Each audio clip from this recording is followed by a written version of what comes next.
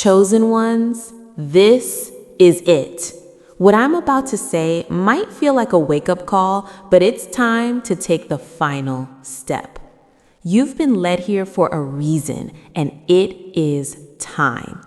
Time to step into the life you were created for. No more waiting, no more hesitation, no more telling yourself someday. The day is here. The final step has arrived, and heaven itself is waiting for your response. You've been walking this journey not by chance, but by design. Every trial, every setback, every sleepless night, and every unanswered question, they weren't punishments, they were preparation. Just as Joseph's brothers meant evil for him, but God used it for good, Genesis 50:20. So too have your hardships shaped you into the person capable of carrying the destiny laid before you. And now, like Joshua standing at the edge of the promised land, you hear the call. Be strong and courageous. Do not be afraid. Do not be discouraged, for the Lord your God will be with you wherever you go. Joshua 1:9. Pause right here. Take a deep breath. Feel the weight of this moment. And before we go any further, I need you to do 3 things because your energy must be active, not passive. Hit that like button, subscribe because we are building a movement of 20,000 strong, and comment the number 99. Why? Because 99 is a signal. It's you declaring to the universe and to God that you are not the one lost sheep wandering. You are the one who has been found and is ready to rise. Remember what Jesus said? Suppose one of you has 100 sheep and loses one of them. Doesn't he leave the 99 in the open country and go after the lost sheep until he finds it? Luke 15:4. That number carries weight. It marks you as chosen. This is the step that separates dreaming from doing, the step that separates talking about change from living it. The universe is not holding back from you. Heaven is not stingy. The blessings are already prepared, but they will not pour until you move. Faith by itself, if it is not accompanied by action, is dead. James 2:17. You've prayed, you've hoped, now it's time to act. You might be trembling, uncertain, even afraid. Good. Fear is the clearest sign you're on the edge of something extraordinary. David didn't face Goliath without fear, but he still stepped forward, declaring, "The battle is the Lord's," 1 Samuel 17:47. That's where you are right now. Your Goliath is standing before you, and fear whispers, "You can't do it." But faith shouts louder, "You were made for this." Every single obstacle you faced has been molding you, training you, chiseling you into someone stronger. Just as gold is refined by fire, your struggles have purified your spirit. Isaiah 43:2 says, "When you pass through the waters, I will be with you. And when you pass through the rivers, they will not sweep over you. When you walk through the fire, you will not be burned." You've been through fire, but you're still standing, and that means you're ready. No more waiting for the perfect moment. There is no perfect moment. Ecclesiastes 11:4 warns us, "Whoever watches the wind will not plant. Whoever looks at the clouds will not reap." If you keep waiting for conditions to be perfect, you will miss the harvest God already prepared for you. The moment to act is not tomorrow. The moment to act is now.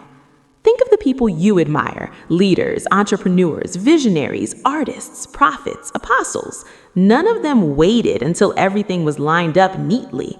Abraham didn't wait until he knew exactly where he was going. God said, "Go from your country, your people, and your father's household to the land I will show you." Genesis 12:1. He went, and the rest is history. It's your turn to move without hesitation. Opportunities are fleeting. They do not wait for you. Jesus said in John 9:4, "As long as it is day, we must do the works of him who sent me. Night is coming when no one can work." The time is short. The window is open now. Act before it closes. I know what you're thinking. What if I fail? But hear this. The pain of regret is heavier than the sting of temporary failure. Peter failed when he stepped out of the boat and sank, but at least he had the faith to step onto the water. Matthew 14:29-30. The others stayed in the boat and never experienced what it felt like to walk on the sea. Which one are you going to be? Every dream, every vision God has placed in your heart is not there by accident. Delight yourself in the Lord, and He will give you the desires of your heart. Psalm 37:4. That desire you feel, the hunger, the ache, is divine. It is heaven's seed planted in your spirit. But seeds don't grow unless planted in soil and watered with action. And yes, excuses will rise up. They always do. I'm not ready. It's not the right time. What if I'm not enough? But let me tell you the truth. The right time is always now. Moses thought he wasn't ready. He told God, I am slow of speech and tongue, Exodus 4:10.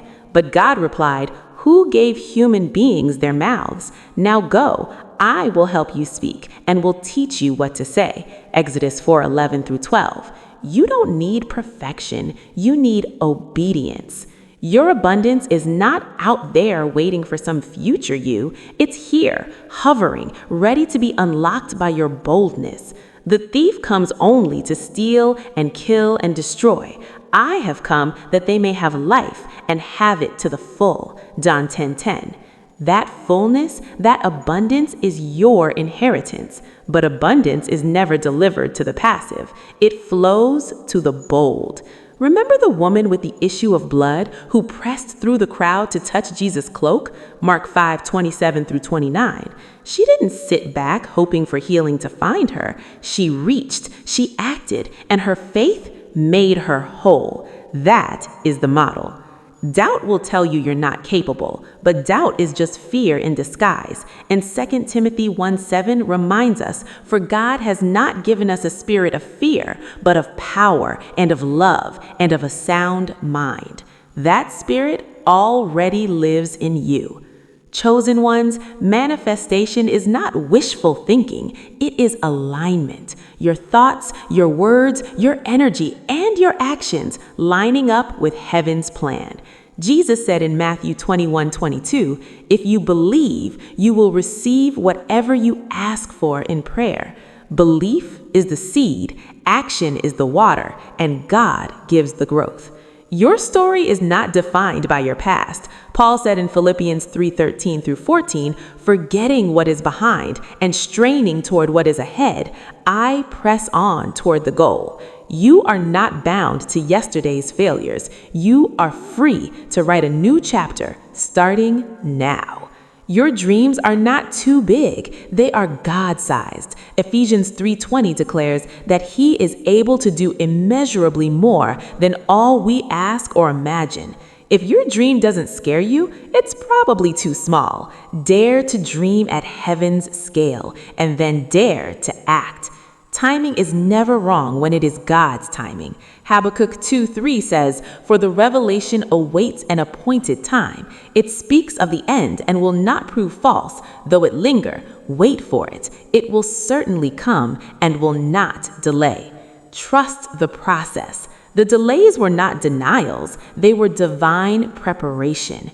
And yes, stepping into the unknown feels terrifying, but Hebrews 11:8 reminds us of Abraham. By faith, Abraham, when called to go, obeyed and went, even though he did not know where he was going.